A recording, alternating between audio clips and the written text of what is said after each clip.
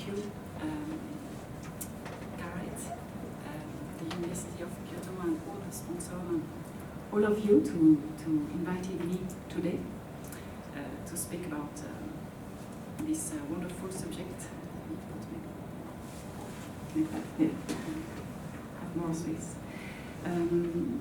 So I will speak on my side about the blockchain regarding the tuna, the fish market, and especially the Australian tuna fisheries, to ensure provenance, efficiency, and compliance with traceability solution. So who we are at eBottli? We are a startup based in Lot 14 in Adelaide, in South Australia, and we founded eBottli in August 2019. And we are passionate about food and wine technology. We had 2 awards last year regarding supporting small businesses, but also in the wine industry. So let me introduce myself and Nicholas before moving to the next slide, as previously the other speakers did. So my name is Nathalie Taquet. I am the co-founder of eBottli. And I born in Paris, as you can hear my French accent.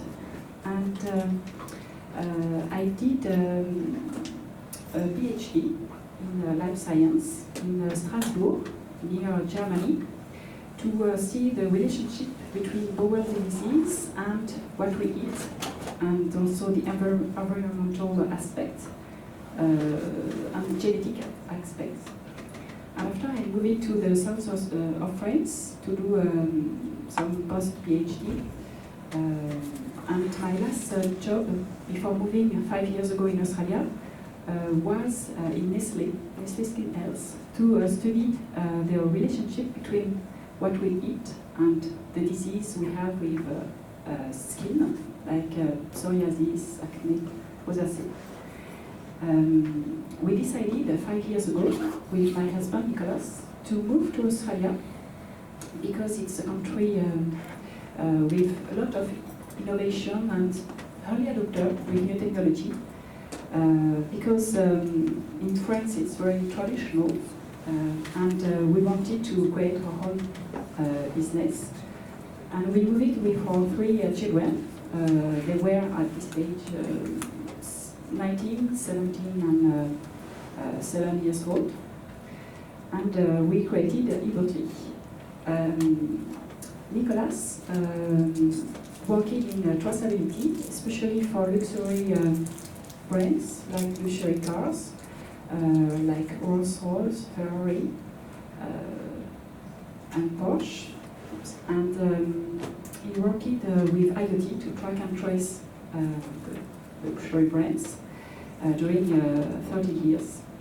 So we crossed our 2 passion, wine, food, and IoT. And we wanted to add value chain regarding what we saw as a challenge. So we moved to South Australia because we had a supportive innovation in South Australia visa, because at this period they had this controversy issue. They exported a lot of wine in China. They were the #1 to export their wine, the premium wine, and 50% of the wine was counterfeit in China. After there were some political issues between Australia and China, so it's not anymore the priority. But we were selected to move to South Australia to answer to this need. And because my background, I have a family who produce in Burgundy some Chablis and Pinot Noir, so like winemaker. And with this aspect of IoT, we wanted to bring our expertise on this field.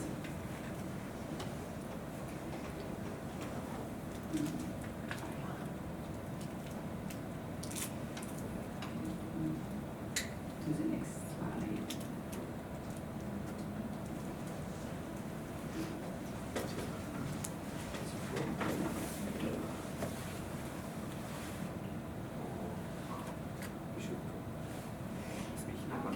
Yes. Okay. Okay, we translate it. Okay.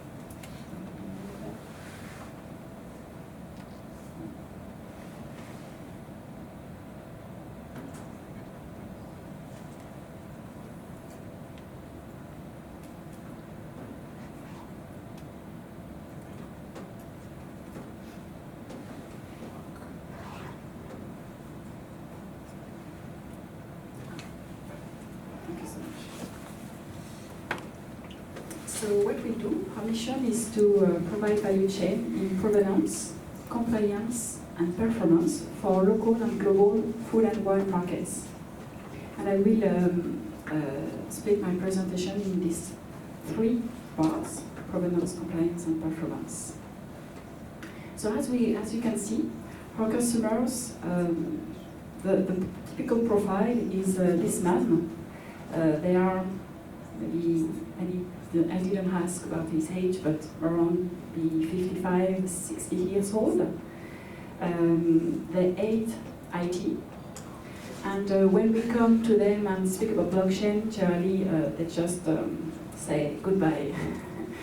They are very paper driven, and when you come and speak about maybe change your habits, it's quite complicated. So you need to adjust with the reality of farmers, because it's more agriculture background, and to keep simple how we can provide solution. We try to follow the sustainable goal from United Nations, especially to provide food for everybody, good health and innovation, and to respect, to be more responsible for a better world, and to have some action regarding the climate. So the first part is regarding the provenance. As we can see here in this study, we had a lot of export fraud because of disruption, for sure. The first part is the dairy product, 360 Australian dollars, million Australian dollars. We have also regarding the wine, 303, the meat, 272. The horticulture, I spoke last week regarding horticulture exporter, and there is a huge fraud where they reproduce the grain or the horticulture's part, where they can replicate with fats brand. And the fishery, 189 million dollars. Globally, food fraud is becoming a significant challenge, estimated to cost 40 to 50 billion a year, and for Australia alone, it's between 2 to 3 billion. So it's a very sensible product where there is a huge problem. So fish, it's at very high risk of food fraud, and it concerns all types of fish, very vulnerable, and it includes misrepresentation of species, the origin, when it's farmed or wild-caught status, and fresh or frozen status. This is an example regarding the catfish, where we can see that we had a lot of mislabeling issues. The catfish was identified like a perch for 30%, grouper for 20%, sole for 70%, plaice for 9%, halibut or 7%, or others are 17%. So overseas studies estimate that fish food generally is in the order of 20 to 30% with some product, and product forms found to be mislabeled 90% of the time.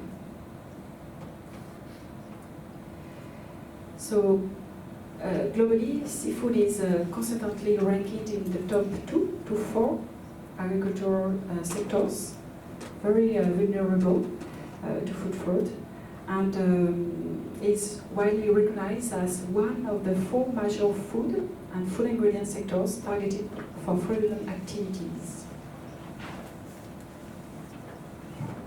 So regarding Australia, who export in Japan, Australia export 94% of the tuna. The tuna export represent 94%.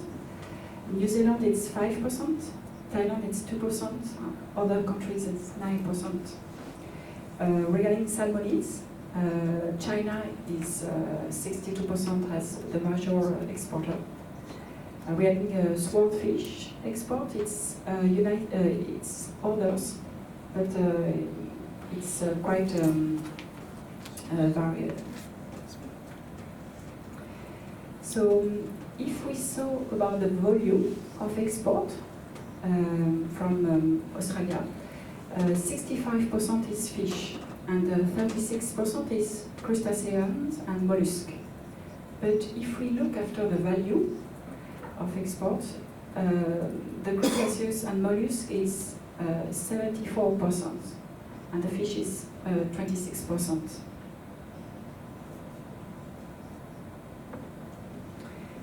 Again, if we look after the volume in terms of kiloton, tuna is the number 1, 11.3 kiloton, below salmonids and rock lobsters. But if we look after the volume of millions of dollars, it's first the lobsters with the high value of the product, and the tuna is the 3rd position after the abalone. Regarding the compliance, we can see that nearly 600 million people worldwide become ill after eating contaminated food. 75% of producers agree that they need to change the way they work in order to deliver on digital transformation goals. And this number is quite interesting because we can see that there is a demand, there is a need. It's just how we start and where we can start. This is a Panasonic case study where they also tried this scan from the consumer point of view to have the information of each product. 60% of consumers indicate that they want information that ensures the product is fresh, and 55% want information that ensures the product is safe. It's a good information also to see that the consumer wants to know more and more where the product comes from. It's the majority of them. It's where we start again. 2 different examples was last year regarding the Kinder eggs during Easter. There were contamination with salmonella, and they had a batch, like a food recall per batch. So there were a huge loss for them because it was not per unique identifier, it was an entire batch who were recalled. And Nestlé had also last year national shakoli in France regarding their pizza, Buitoni. So after the provenance, the compliance, let's move to the efficiency. 30% of food and wine produced in the world every year here is waste. And especially with this disconnection in the supply chain. So the cost, the estimated economic losses are more than 1 trillion Australian dollars. And 80% of the waste happens in production and along the supply chain. 80%, it's quite huge. Regarding the food standards, Australia and New Zealand, the website defines traceability as the ability to track any food through all stages of production, processing and distribution, including importation and at retail. So it means that the traceability is movement that can be traced one step backward and one step forward at any point in the supply chain. It's interesting to see that in fact this traceability, it's along all the chain, it's also to the consumer. So in the tuna industry, I just illustrated what are the different steps in the supply chain from the catch of the fish to the consumer. There is different possibility of digital flow. We can use barcode. It's the older system. It will disappear in the next couple of years. The barcode will disappear because we cannot put a lot of information on it. So the GS1 with the standard, the barcode is moving more and more with the QR code, where for the user it's more convenient. People know how to use the QR code, especially with the COVID-19. You can scan it in different positions because it's 2D. So we can use more often the QR code. We can also use the RFID tag. This is more for automation because you can scan 20 meters your tag. So you don't need to scan individually each product. You can use some geo-trackers, and we will see that in the presentation. So the geo-tracker is an IoT where you can geolocate by satellite your IoT. So it helps you to give this information. So this is one geo-tracker, it's one example. And you can track, for example, your boat during transportation. And this is a temperature sensor. And you can put also some humidity sensor or movement sensor inside your boat. So you can keep tracking in real time what happened during your transportation. You can put also some NFC technology for the consumer at the end of the chain.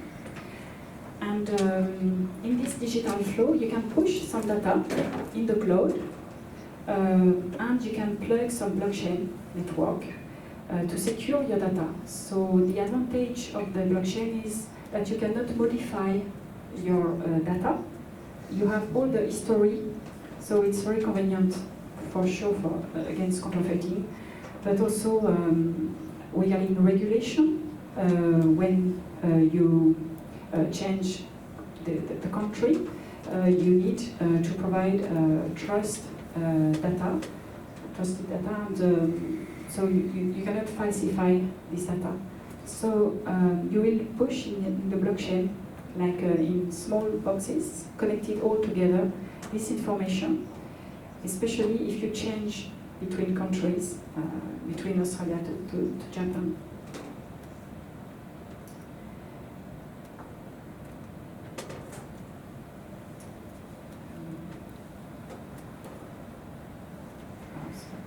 I have issue to change my slide again.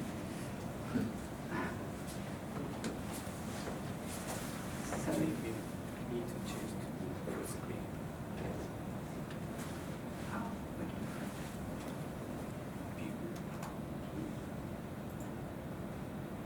Just right through.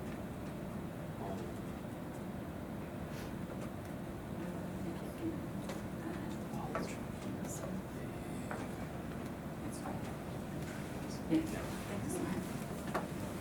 So regarding the process with the tuna, they catch the tuna and they will do some weight measures to be sure that they will harvest in the good time. So they just do some weight and quality station to follow regarding the growing. And when it's good weight, they harvest. They transport to the port. They put some tag. They do the weight and quality station. They do the packaging and dispatch, and they transport to Japan. What is interesting here also is the fact that Australia is the first country who imposed to the tuna farms to put some tag on each tuna, especially when it's an entire fish. So this tag is a unique identifier per tuna, and they are obliged, if they export to Japan, to put it on each tuna. So it's frozen tuna, for sure, because it will have to travel by boat to Japan. And Australia regulation provide this tag for the fish farmer. So after the fishing, they put the tag, they do the weight, packaging, and they after can scan this tag. But in fact, in reality, because they work very manually, this tag is not used as we can use officially by or with a scanner to automate. So you will have in your container the exact inventory by scanning the tag. They don't have scanner for this RFID tag. So there is a disconnection between the technology where they impose to have that for each tuna and the real use of the technology where they don't have any scanner to use it, because you need a scanner. You cannot scan with your phone because it's an RFID tag with some specific antenna. So you can see in the pictures on the left where they put the tag on the leg on each fish. And there is different color depending on which year is it. For example, you will have 2023, it's sky blue. Next year it will be black. In 2 years white. So you have special colors, and it's regulation who impose that. So it's also to answer to your question. It's not only for the branding, it's regulation. If you export to Japan as an Australian fish farmer, you need to do that. It's an obligation to respect the law. So there is different methodology from the farmer point of view, fish farmer point of view. The first methodology is the reality. Some use papers. So as you can see, on the on the green flag, it was a human mistake. They just put a wrong weight. So they have to restore all the weight and the length. Another mistake, you can see the 64 and 65, they just put the length on the weight column and the weight on the length column. And you can imagine, for example, 1 day of work, it's 800 tunas arriving in 1 day. 800 tunas. So if you fill your papers with 800 tunas, you can imagine there is a lot of human mistakes. It's just a mess, and also very time consuming. And after, I saw this woman who just transferred this data to his Excel, and she was crying. It was just so hard for her, just to line by line follow and report the Excel file. So very complicated. So they have to share this data with the authorities when they export for each tuna. The second methodology, where the fish farmer is more advanced in technology, is to use an Excel. So there is, in other place, a woman who just stand near the process and just with this Excel just try to follow. And it's just also very complicated because the 800 tuna, for example, just arrived, and she needs to follow each weight and each scale on time, and just to cross with the RFID tag, the good unique identifier for each tuna. So it's the second methodology. So this Excel file will after be reported to regulation or share with the authority. The third methodology is to automate this process to save time, to reduce human mistakes by using the tag that they need to put, and they have this tag. So, for example, they can use a mobile phone where they will help to enter this data and to digitalize these entries. They can put with their phone with the team, so they don't have to invest a lot on software or everything. They can just use their phone. We download on their phone an app, or they can be redirected to a website on the phone. They need a Wi-Fi connection, but it's okay, they have it on the farm, and they can, at each fish, put this entry quickly. The other way is also to connect by Bluetooth with the scale or with the weight balance, so we can also simplify the process. By using the RFID tag, as you can see, you need a scanner. Just I wanted to show you how does it work. You have some antenna on each tag where you transmit the signal, and with your scanner you will transfer to the database this data. So it helps, for example, to quickly push this data, and especially if you want to plug some blockchain after, you will quickly have all linked together. So the idea is to push this data in the cloud, in the secure cloud, where everybody can have clear visibility and transparency about what happened. So regulation, the fish farmer, but also probably the buyer or the consumer, to have the data weight before exporting. All this information that the fish farmer would like to share. But also what the regulation imposed to have. At this stage, what I can see is the consumer is not ready to pay to have access to this data. It doesn't want to pay more to help maybe the fish farmer to have this technology. It's more the fish farmer who needs to have it or to invest on it. But the fish farmer can after share this data to the consumer if he wants. So not only with this marketing aspect, but also to share, he can share a story with the fish farmer, the data fishing. But because it's coming, in the future, it will be ready to share this data, especially if the regulation imposed worldwide or per country this kind of process. We can see that, for example, with the COVID-19.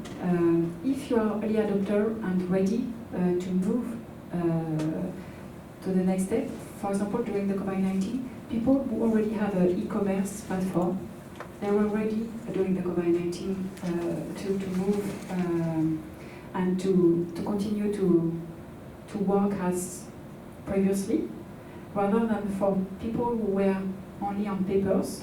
It was harder during the COVID-19 to maintain their business with all the restaurant closed or all this lockdown. So, in fact, it's also to have producers that are ready for the next way where we are going more and more, especially with the Industry 5.0, to have this human aspect, but also tech aspect crossing together.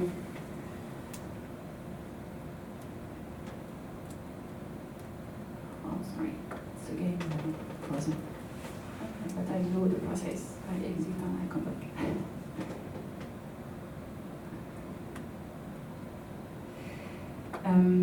Let's see the end of the supply chain between Australia to Japan by boat,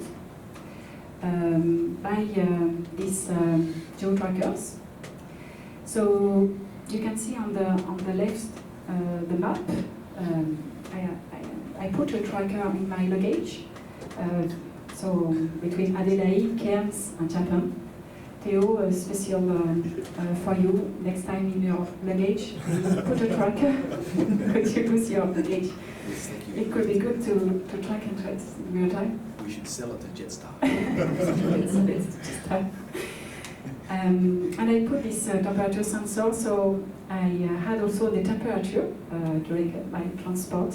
I put on the city, on the right side, you can see that it's 24 degrees. And I was in nowhere. And this is on the back below. You can follow second per second or minutes per minute where your fish or your luggage go. So you can track and trace in real time, and especially your condition of transportation. For the fish, it's quite very important. It's perishable. It's also to maintain, to be sure about the temperature of your container, to be sure about the condition of transportation. We had this example in the wine industry where they transported champagne between France to Australia, and the container were at -10, so a wrong temperature. And when the container arrived in Australia, all the bottles exploded because of the wrong temperature, so they lose it 30,000 euros. It happens. So if you can anticipate, especially with the temperature, to track and trace, because you can have this information, but generally it's when the container arrives at destination, rather than here. You can have this information and maybe anticipate in real time and avoid some errors during transportation. And also it happens when the container stayed, for example, in Singapore during 3 months under 40 degrees. The material or your product can change. We saw that, for example, with the oak, when we put the wine in barrel, oak, the taste of the oak changed between France and Australia because the container stayed blocked under 40 degrees in some cities, so or on the sea. So it's why it's quite important also to have the entire supply chain and to follow also the condition of transportation. So it could be domestically, but it could be also internationally. The red points was what I did during the 2 weeks in Japan, where I went because I had this tracker, so I played with it in Japan, but it's just to see that you can track and trace with an example. Yesterday we went in the Osaka fish market, so we took the wine away, and it was very interesting to show fresh tuna and frozen tuna. I think this one comes from China, if I remember well, but I didn't see any RFID tag on each tuna, and it's interesting because we asked the question to a tuna seller, and they told us that the Australian tuna go directly to Tokyo and not Osaka, because there is no direct to Osaka. And he was aware about the RFID tag, but in fact he told us that he didn't use it, and the fish would come to Japan. They have unique identifier, but it's on papers, as you can see. So with the water, maybe it could fall on the floor, but it seems okay on this. But yes, it's very manual, not automated, and yes, you need to track and trace on papers where it comes from and what happened. And the other question was yesterday, do they care about the provenance? And the answer was interesting. They say that in fact, they are more interested about the region rather than the provider or the supplier. So it was quite interesting. The other challenge is the entire tuna comes from Australia to Japan, but after they cut some little pieces, how you can trace which pieces come from which tuna. So it could be interesting to put a QR code on each box, because when you will scan this QR code, so you can automate that with a camera, you will push this data in the blockchain to cross this link between this entire tuna to these little pieces of tuna. But again, it's this connection between tech, what is feasible, and the reality. In fact, the QR code it's quite free, cheap. It's so there is some solution.